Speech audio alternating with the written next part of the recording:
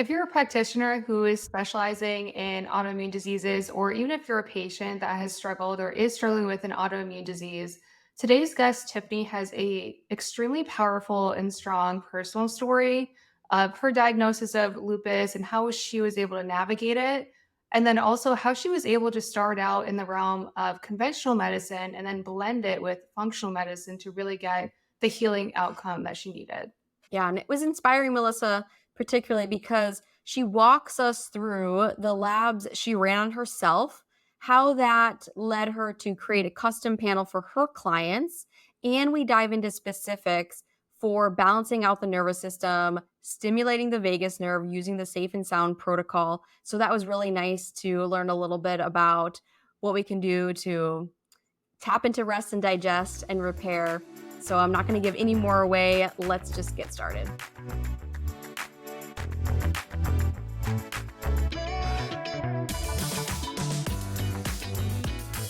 Hello, and welcome back to the Vibrant Wellness Podcast. I'm your host, Dr. Emmy Brown, here with my stellar co-host, Melissa Gentile. Today, we're joined by the incredible Tiffany Campbell-Kaloustian, functional medicine health practitioner and certified naturopathic practitioner. Tiffany's personal journey battling severe lupus has fueled her passion for helping others find their path to wellness. She is well versed in a variety of holistic healing modalities, including nervous system regulation, vagal tone, nutrition, detoxing, mindful practices, movement, and purposeful supplement protocols. Join us as Tiffany shares not only her profound personal story of battling and overcoming lupus, but also how she uses her expertise to change lives daily. Get ready to be inspired by a practitioner who truly embodies the spirit of embracing life's challenges and dancing through them with grace and strength. Tiffany, thank you so much for being here. Welcome. Thank you so much. What a beautiful introduction. I'm so happy to be here. Thank you for having me.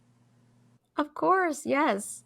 And so, speaking of your story, um, I'd love to know, what were you doing before your diagnosis? Were you in the healthcare field or were you doing something totally different? I love that you asked that. So, when I was a little girl, I always wanted to be in the healthcare field, just not really knowing what part. But I actually went into education, elementary education, and I was a fifth grade teacher Okay. for many years. And then I transitioned more into almost an administrative level at in the education field. But no, that was my passion. I loved working with kids. They inspired me, and it brought me so much joy to go to work each day. I think what changed the trajectory of my career was when COVID hit. We went on lockdown. Everybody was on Zoom. And then a happy, beautiful surprise, I got pregnant. And this is kind of Mm. like jumping ahead into my story, but based on my lupus SLE diagnosis, I was told that I couldn't get pregnant again after my first son. So that was a Mm. huge surprise, a huge blessing for me. And I knew that, you know, this little baby was coming into my life for a reason at this time, and I wanted to be a stay-at-home mom. So I'm like, I've been certified as a health coach back in 2014. I never really made a lot of use of it.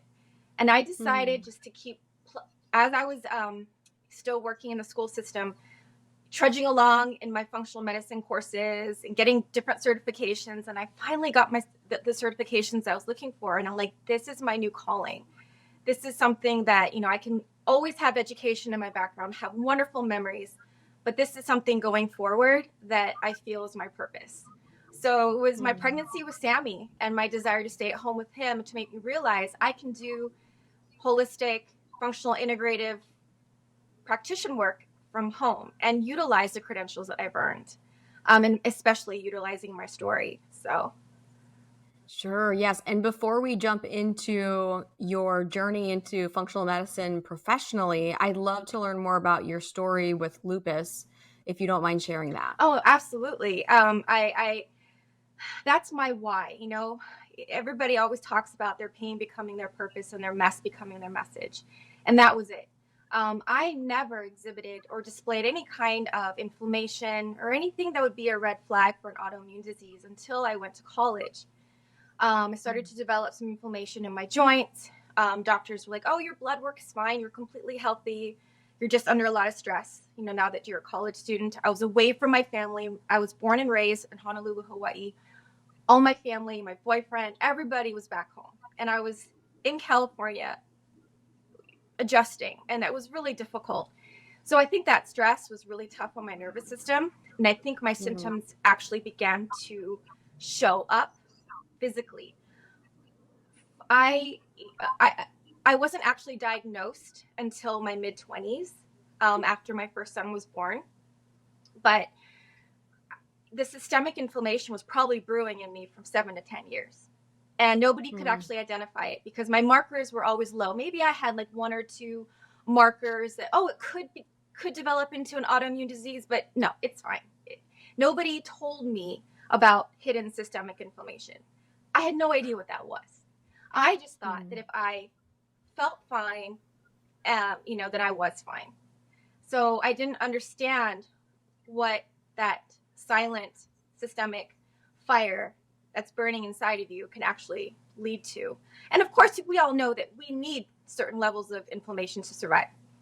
To be alive and to be healthy, we need a stable level of inflammation. But when that fire gets to become a brush fire, that's when it gets out of control. So so that was my earliest symptom was college. But like I said, I was stable. I would have flare-ups here and there on my hands, and then it would start to lead to my other joints. And that's when I knew that I needed to, find out more answers. Finally, a rheumatologist diagnosed me and said that I had lupus SLE.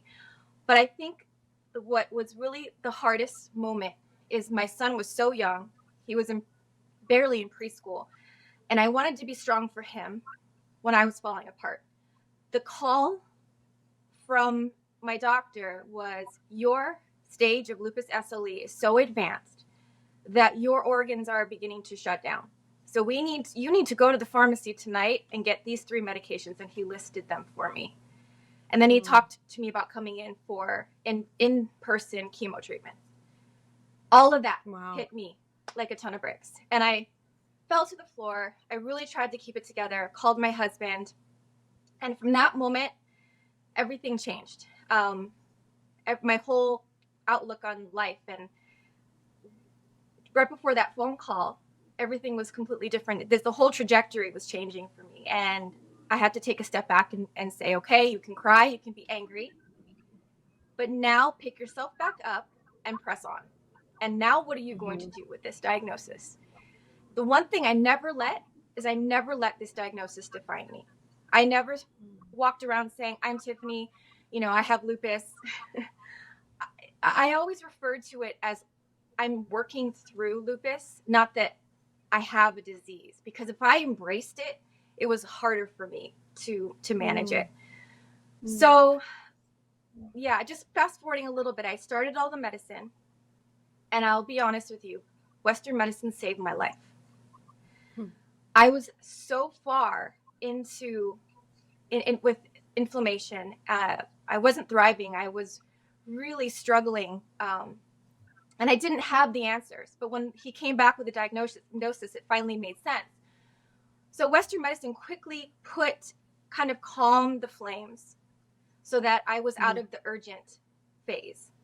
But I also developed so many of the symptoms on the medications as the months went by that they were told are like 2%. I began to develop those symptoms. So I was very sensitive to the medication.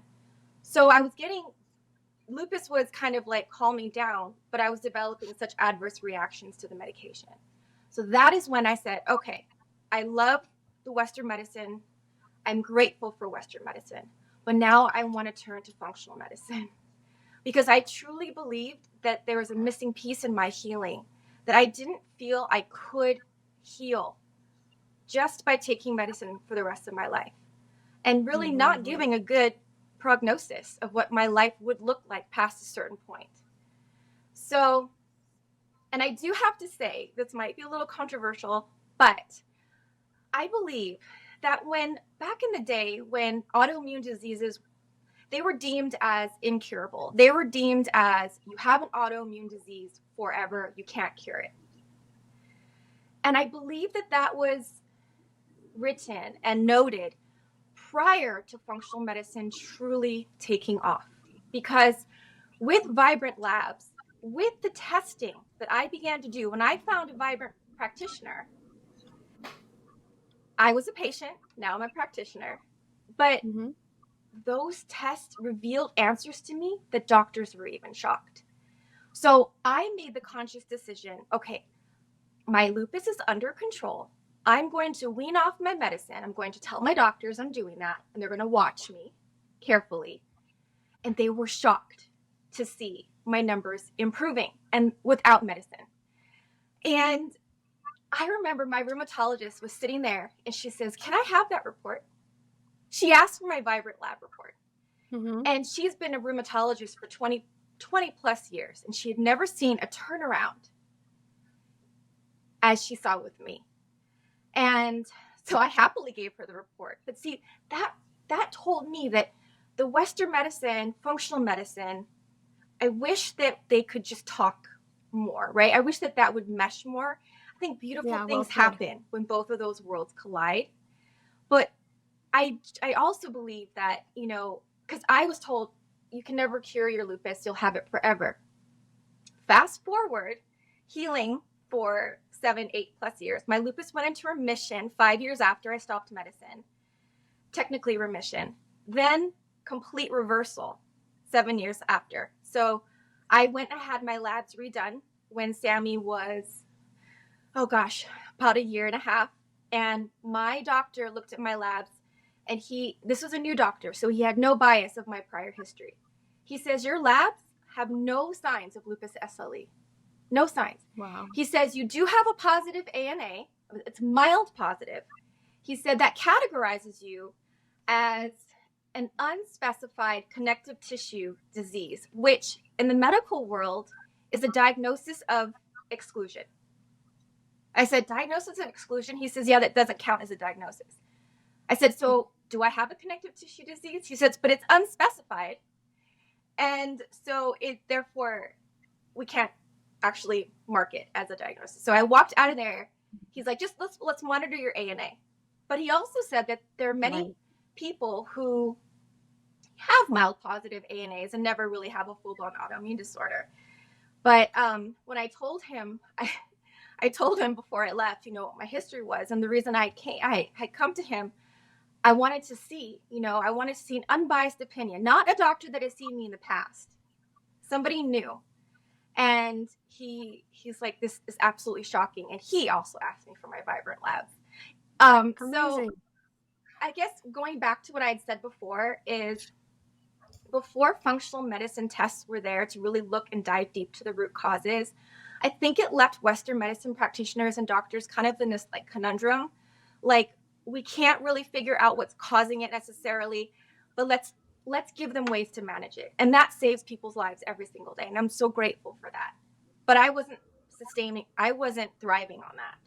And I'm curious, Tiffany, also, if I can jump in real quick, because you're giving us so much good stuff.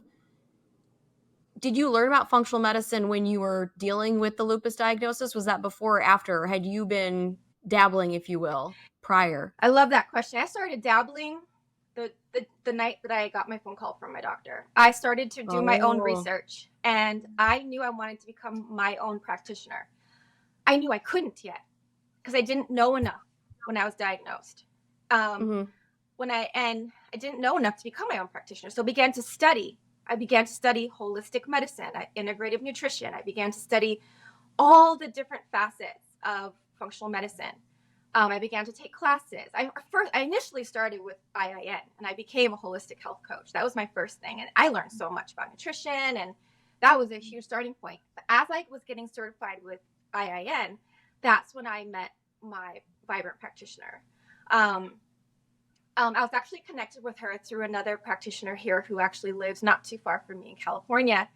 And she ran some hair analysis tests on me. And she's like, I just can't get to the root. There's still something going on. I can't figure it out. So she referred me to a practitioner that I began to work with through Vibrant. And the test that, if you don't mind me mentioning, the test that I started with, that really gave me so many answers. The gut zoomer, wheat zoomer bundle, the neural zoomer, food sensitivity, those and micronutrients. those really gave me so many answers, and kind of gave me the first roadmap of where to go. And how is just kind of like that whole entire experience and kind of having to do that deep work yourself, all the research and the education and going through the emotions of the diagnosis, how has that really kind of shaped the way that you handle your patients now, like with lupus, SLE, and kind of walking them through those initial consults? I always remind them that I was in their shoes. I always remind them that before I was a practitioner, I was the patient. I was the one who was told there was no hope, and was told that diet didn't matter. I remember I was shocked. And I actually, this was before I, really dove deeper into foods and systemically how it works in our body. But when they said, oh, you can eat whatever you want, it won't make a difference, that was a red flag to me. So I tell them, look, sometimes, if I'm sitting with my client, if it's a discovery call, if we're sitting one-on-one, that I've been in their shoes. I understand every emotion that you're feeling. I'm here to walk with you every step of the way. And I'm using not only what I've learned in my training, but also through my own journey to help guide you, because I've lived every piece of it. I've lived it to the point where I was so sick, I had to take a leave of absence from work because I physically could not get out of bed. I had a little boy I couldn't take care of. I was at a low point in my life where I accepted the fact that my son could potentially grow up without his mother. It was that progressed. So I'm honest and transparent with my clients, not only my story, but that, I'm going to work with them, meet them where they are, and we're going to slowly make progress together. And every question they have, it's relatable to me because I've had that question before, or I've had that answered by somebody. Another thing I tell my clients is, if their disorder or dis-ease gets to a point where I feel like, oh gosh, this is something out of my realm, I have a network of practitioners that I can reach out to refer them. So I always give them hope that if there's a point where, I don't feel like I'm the best person to help you after this point, I'm still going to walk with you, but I'm also going to refer you to somebody who has more of a specialty in XYZ field. So that gives them hope that it's not like they are going to start, and if they're not improving, then, that's the end of the road. Because there's always another trajectory in everybody's journey of healing, and no trajectory is ever the same, right? We know that. Timeline, never the same. So true. Yeah. Tiffany, what about you started out as a teacher, and I'm just curious, docere, as I'm sure you're familiar in naturopathic medicine, as a principal, is doctor as teacher. So it makes sense that you followed this trajectory.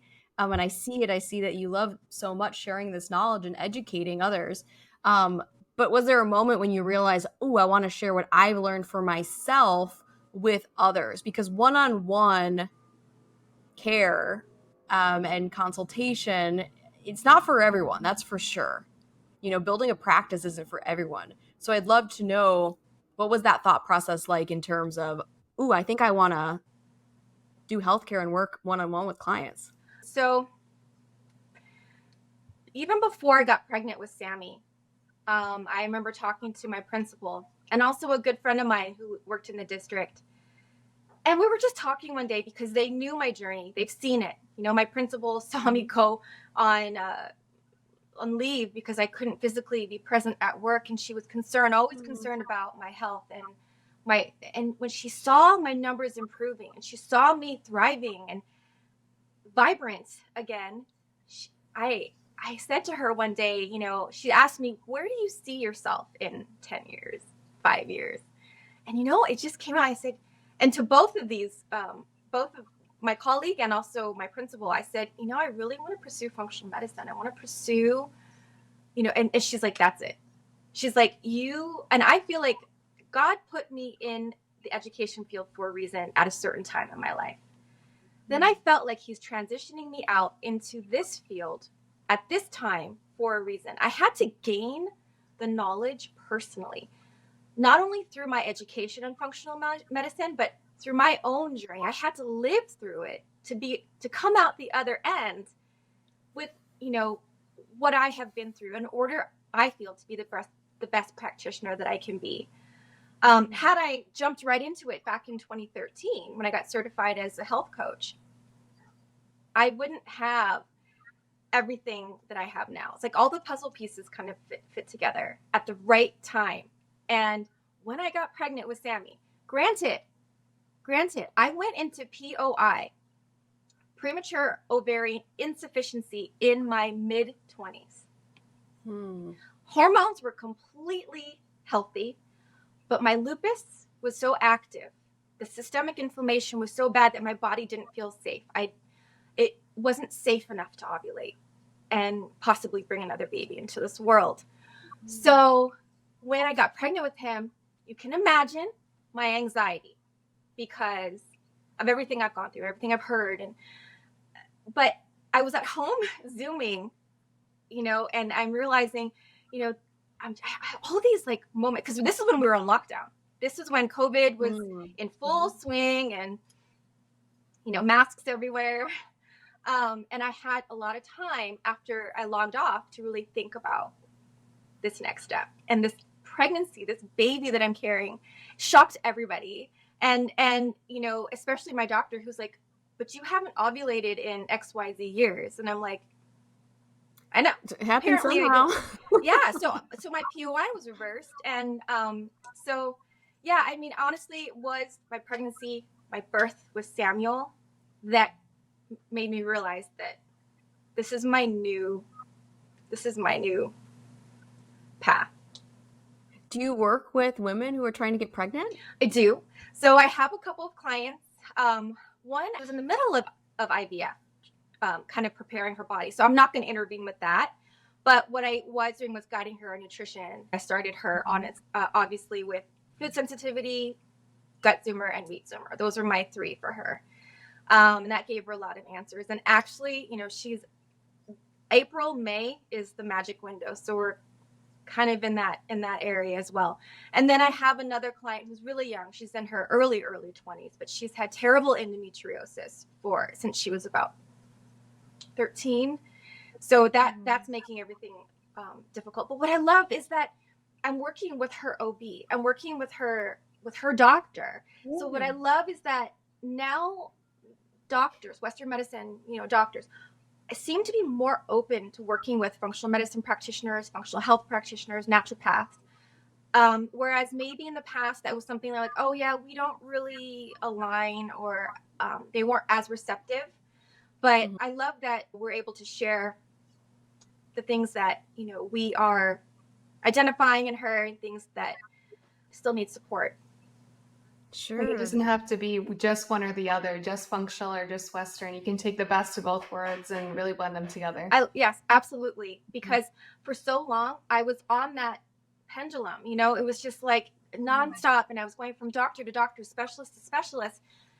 And then the different specialists don't really talk to one another. So it's like the certain doctors can order certain blood work, but they can't order that blood work. So you have to go to that doctor to get that blood work. It's a merry-go-round. And it's like, and then the referral process is a nightmare. Yeah.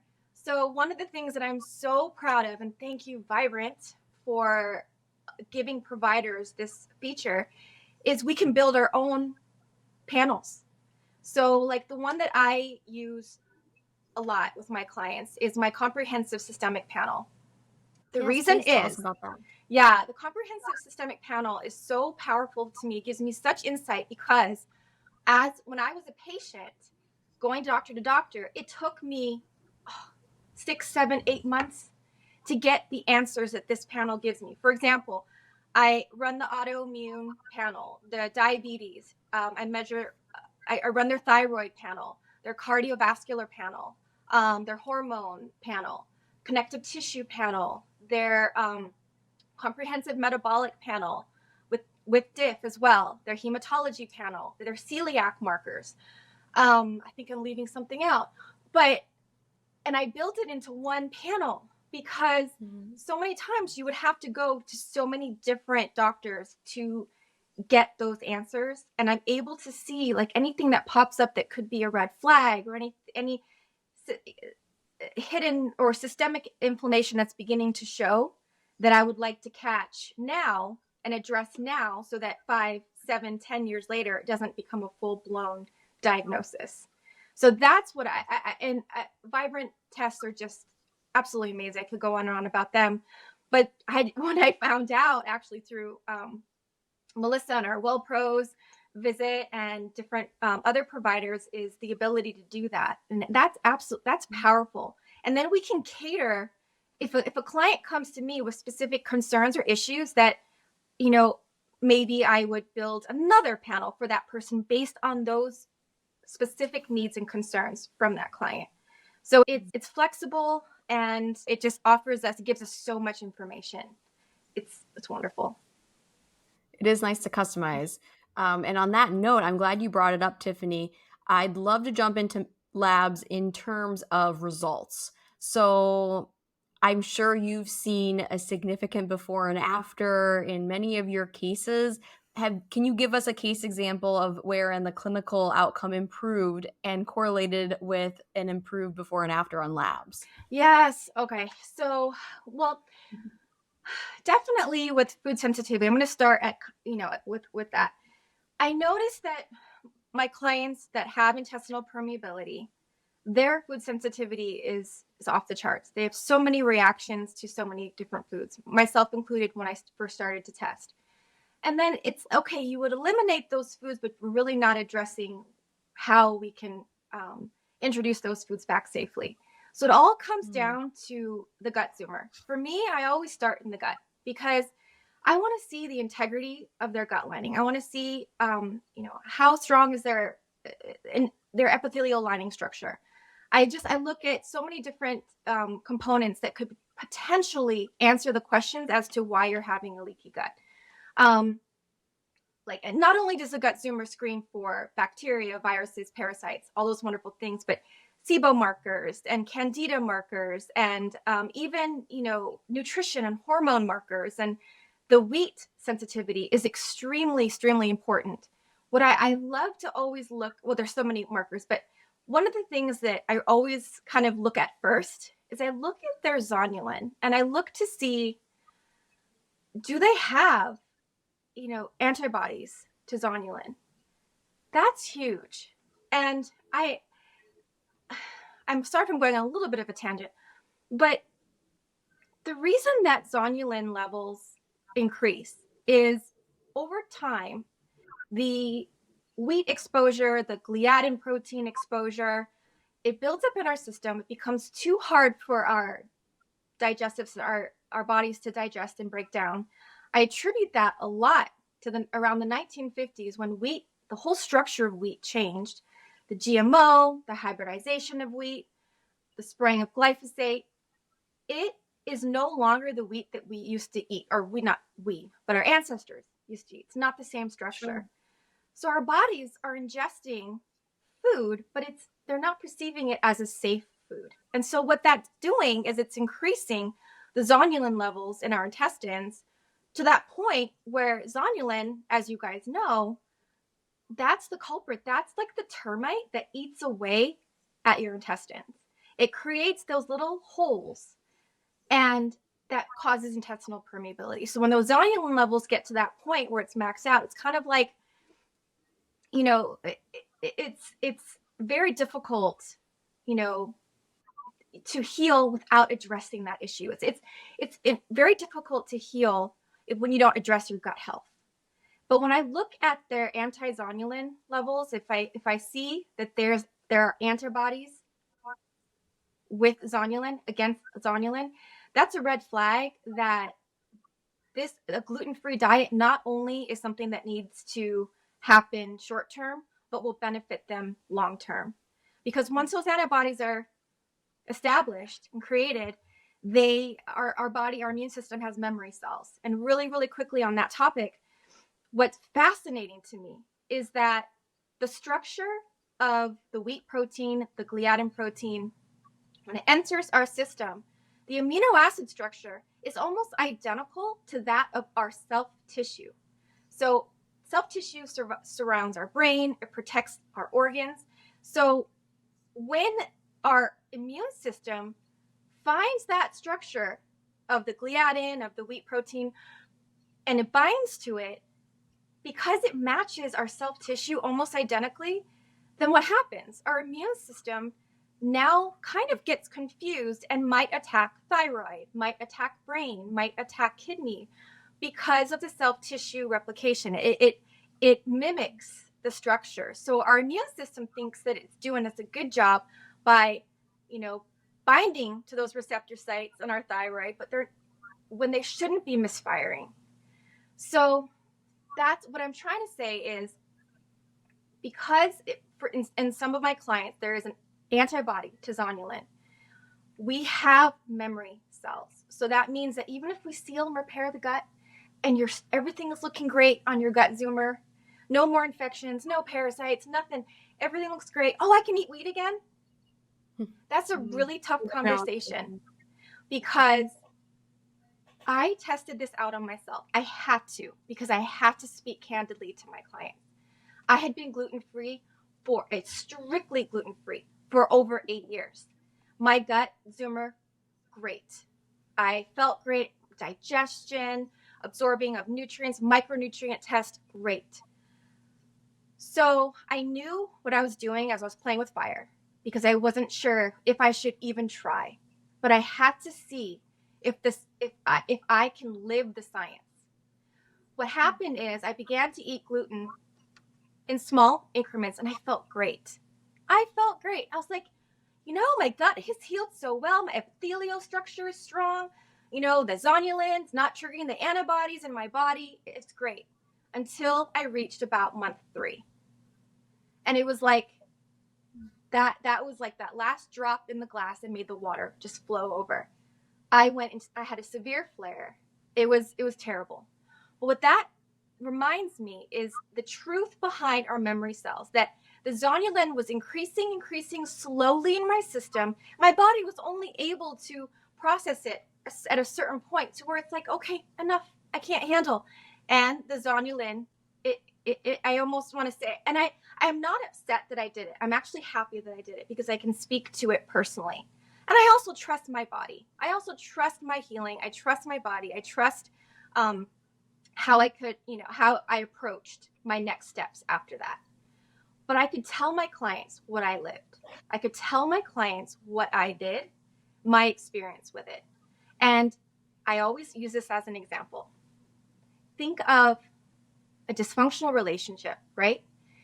Think of having a relationship with a partner that constantly hurts you, constantly just brings you down, just destroys you. Yet, why do you go back? Well, because maybe he or she will change, or it'll get better. And at that moment, it was so good, right? Because sometimes when you eat that pastry or that cake, it's so good, but is it worth it later? What is it doing to you emotionally, right? In terms of my analogy, what is that gluten doing to you systemically? What is that partner doing to you emotionally and physically? And then you get to that point where you keep taking that partner back. You get to a certain point where you're like, I don't want you anymore. I'm better without you. I don't want you. And it's not hard to let it go.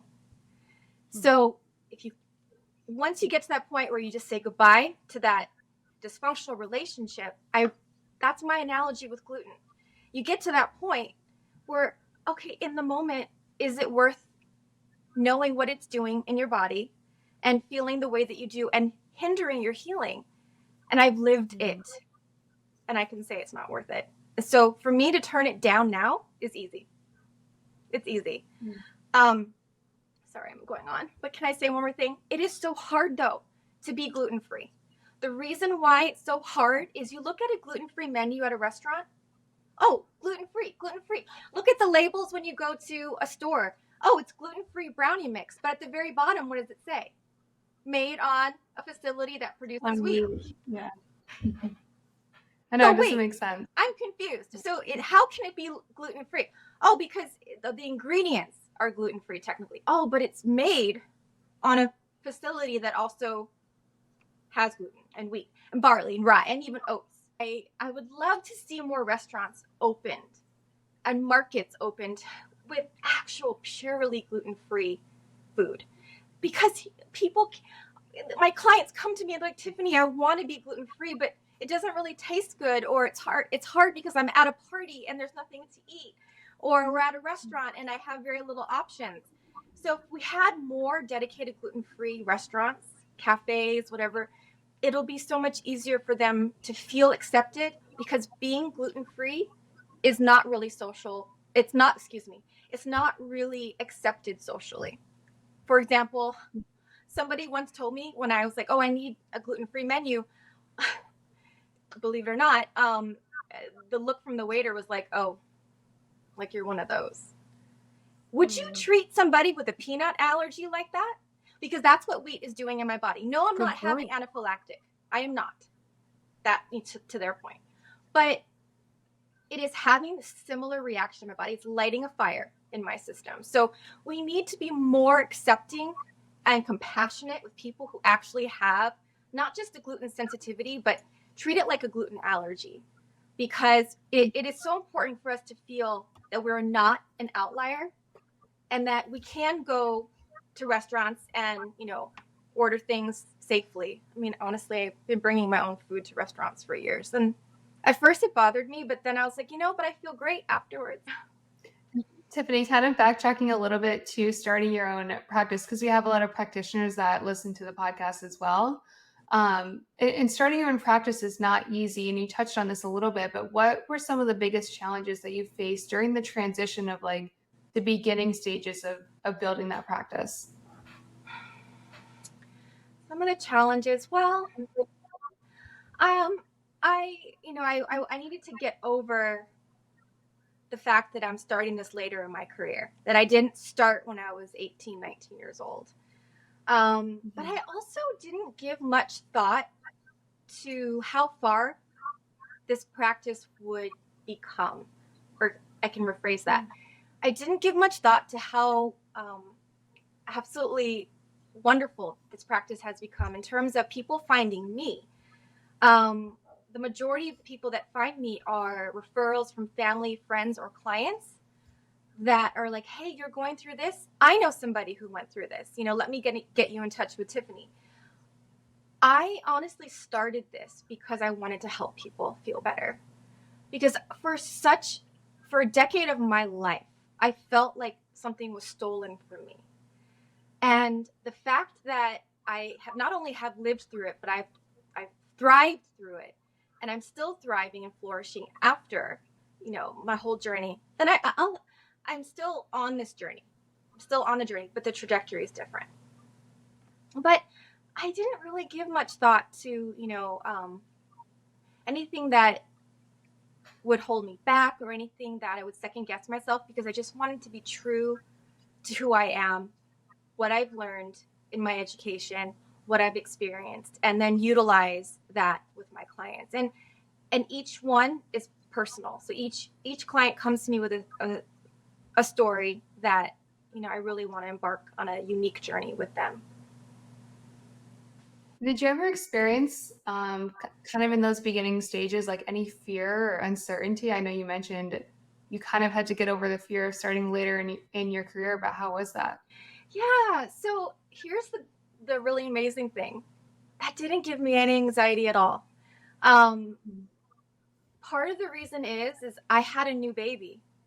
So I thought, if God's not going to bless this path, there's a reason. And I'm just meant to be a stay-at-home mom, like, for the first time, because with my first son, I went back to work. And so if it doesn't take off, I don't get clients, then I have everything that I've learned. I have my credentials, and I can continue to help myself heal, and maybe help family or friends that maybe reach out to me. And I'll just be a stay-at-home mom and, raise Sammy. So no, I didn't have any of that fear and anxiety. It was more like whatever I'm meant to do, I just felt like God was going to bring to me. It's like no matter what happened, it was a win-win situation for you. Absolutely. Absolutely. Tiffany, I'd love to get into a little bit more specifics as far as the modalities that you like and that you're trained in and that you use. And you mentioned in your notes to us prior that you're certified in the Safe and Sound Protocol through the Polyvagal Institute. Can you tell us what the SSP is and who's a good candidate for it? That kind of struck my interest. Love the question. Everybody can benefit from SSP. Okay, so SSP is the Safe and Sound Protocol developed by Dr. Stephen Porges, who established the Polyvagal Institute. Basically, it works on your whole autonomic nervous system. So it really helps, and I don't like to use the word like rewire, because it's not rewiring, but it's kind of retraining your nervous system to work as it should. So by getting out of the sympathetic, back into the parasympathetic, right? Getting out of the fight or flight, and then back into the rest, digest, repair mode. We cannot heal if we are in the fight or flight mode. Our body is not focused on healing. Our body is focused on surviving. So I had a lot of PTSD, and I noticed this with so many of my clients who come to me. PTSD with autoimmune diseases is real because you are so traumatized from the moment you hear your diagnosis. And even before that, when you have these unexplained symptoms, nobody can tell you what's going on in your body. Nobody can give you a diagnosis, and you're left going, I am not crazy.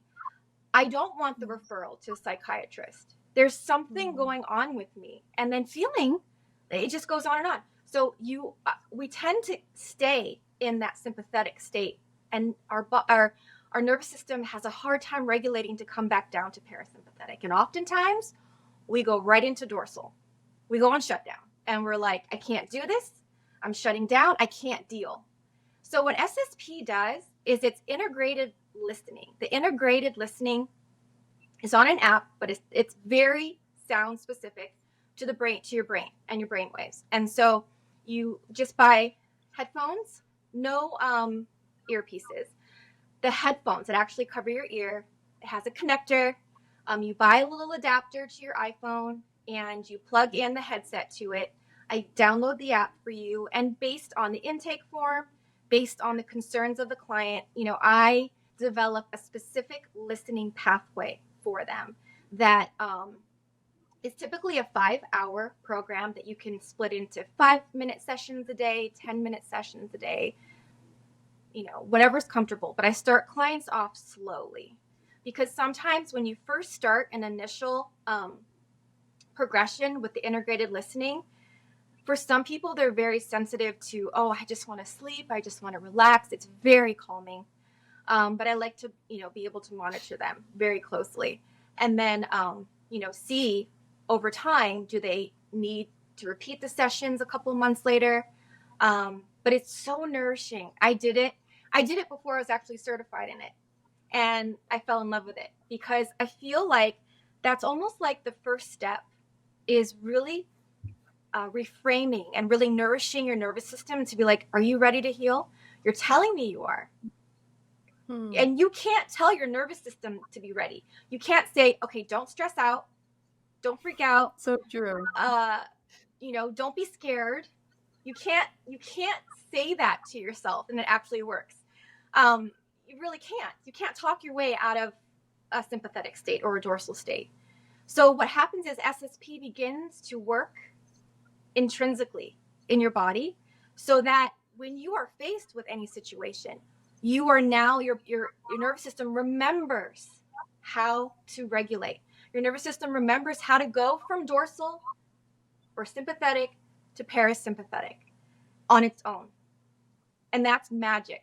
That's magic, because when we are in that rest, digest, repair mode, our bodies heal. So I really encourage all my clients to start there, step one, as kind of like their foundation. And is that something anyone can access, or does that have to get it programmed through a practitioner? Definitely through a practitioner. Yeah. So I worked with a practitioner before I became certified in the polyvagal with SSP. But yeah, you would definitely need to find a certified practitioner who can, get you started. My youngest client is 1.5 years. Wow. My youngest That's so client cool. was a year and a half, and mom came to me, so many issues. She wasn't sleeping, crying all the time, inconsolable, not reaching any milestones, kind of heading toward the ASD diagnosis.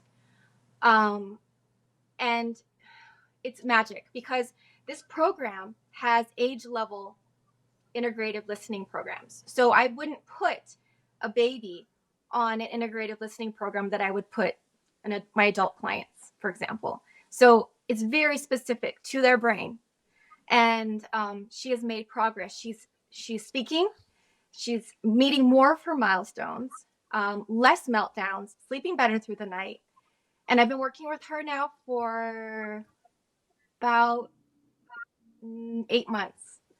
So the progress is amazing. That's People with any awesome. kind of PTSD, not just PTSD with a chronic illness, but any kind of emotional trauma, physical trauma, depression, anxiety, even digestive issues.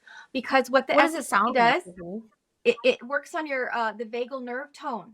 So SSP really helps to spark and strengthen your vagal nerve tone, which is key. So Of course. a small little thing, you don't mind me showing you, something that I learned way back when I would get into that panic mode of, oh my gosh, I'm having a flare up, and my mind would go crazy, is behind your ears. You can feel, you kind of have like your bone, right? But then you have like this dip by your earlobe. It's kind of like the cartilage, the bone, and then it kind of dips. And so if you feel that soft dip area, you would take your knuckles and you just massage very carefully, very, very lightly in that pressure point behind your ears. And then you would take it down, like close your eyes, and you would just take it down right here toward your Well, that feels collarbone. great. And that I love it. immediately, it's kind of like when you're petting a dog and that dog kind of goes, right? The dog just kind of like, or a cat, and just kind of melts into you. Your nervous system, just automatically it kind of sends your vagus nerve, tells your vagus nerve, okay, we are relaxing. And then the other thing that I tell clients is not only to use that pressure point, but also at the same time to really put some pressure at the top of your head and exhale, inhale, and exhale. Box breathing is great too. I love box breathing, but this has been amazing for me. I've had panic attacks sometimes, with not just my health, but in situations that bring me fear, like being on an airplane with severe turbulence. And so SSP will carry you not only through the moment you're in now, but will build upon anything that you may encounter later. And those little massage techniques also help as well. So that it's really, really powerful. I love that. I love that it's so like accessible and tangible, and just kind of like those little tips and everything. I feel like are so useful for everyone. So thank you for sharing that. Of course. For those interested in functional medicine, whether they're a provider or a patient, like what resources do you recommend? Like, do you have any favorite books or courses or places that you like to go to for information? So gosh, if anyone's pursuing functional medicine, definitely the Institute for Functional Medicine is absolutely amazing. My greatest aha was when I found IIN. So Institute of Integrative Nutrition is where I began. I would tell everybody to start there. You get so I actually much. started there. Oh, I love it. Isn't it amazing? It was great. It's so full circle and well rounded. Like especially for someone who's maybe an outsider and not educated in our space yet. Absolutely. Like And there you meet such a vast network, right? And other health coaches and other people in the functional medicine world, and then they can connect you with different programs, different practitioners. So once you make that connection, I feel, and IIN, I'm not promoting them, not sponsored by them at all. I just love them. They when you graduate, you're left with a ton of resources, so you can kind of pick and choose who you can dabble with, right? And who you can say, hey, so I finished this certification, kind of help lead me if I want to pursue, chiropractic, acupuncture, naturopathic practitioner work, whatever it is. And so they have those resources for you, and you can kind of pick and choose, what speaks to you. I really love that. I mean, I love the speakers, you know, all the doctors, many of them that you've had on your podcast, I learned from in IIN. So it's powerful. And any question you have about next steps, they answer. So I love that it's bio individual, right? I love that it's really based on, you know, now what? Kind of like when you finish your course at IIN, what did you find is your specialty, right? It's kind of like when you go to medical school. What's your specialty? You know, is it, you know, rheumatology, endocrinology? So it's kind of like that's where people can discover, that's their starting point. So that's probably where I would point everybody to start. I don't know if we've had any providers on yet that have been to IIN, so I love that you shared that. Thank you. Thank you. And I like to end, I mean, this whole entire podcast has been super positive and inspirational and uplifting, but I always like to end on a really positive note as well. And I like to ask kind of all of our practitioners, like, what does it mean to you to live a vibrant life? Wow. Okay. I love this question because it really goes back to something that I highlighted earlier, is that I truly feel like I'm honoring the path that God has led into my life. I believe that this trajectory, this new path that I've taken through my own healing journey and through my experiences is truly giving back for all the people that have helped me. You know, I am where I am because of Western medicine and because of functional medicine and a whole network in between. So if I can be a part of that puzzle, a piece of that puzzle in someone's journey, that is so rewarding to me. I love to share my story because I get a lot of clients coming who feel like things are hopeless, but I remind them where I was. I remind them at the depths, the darkness, the hopelessness that I was in, and now being able to not have joint pain, to not have flares, to have my lupus SLE diagnosis reversed, and have an unspecified connective tissue disorder is mind-boggling to me. To be off medication and thriving. My vibrant life is being a present mom with my boys, to be active, to be able to do all the things that I used to do. I was a dancer. I was a runner. I was very active and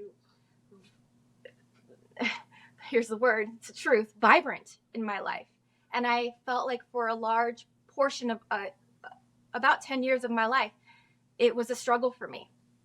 Maybe not quite 10 years, but close to that, it felt. I just really, truly want my pain that became my purpose and my mess that became my message to just resonate with whoever comes to me seeking for help. And on that note, where can our listeners find you if they do want to seek help with you? So my Instagram tag is kind of interesting. It's at @tip_Ara_Cal. My website is embracingthedance.com. And there's a ton of resources on there. And there's even a link to my WellPro site through Vibrant that has my testing.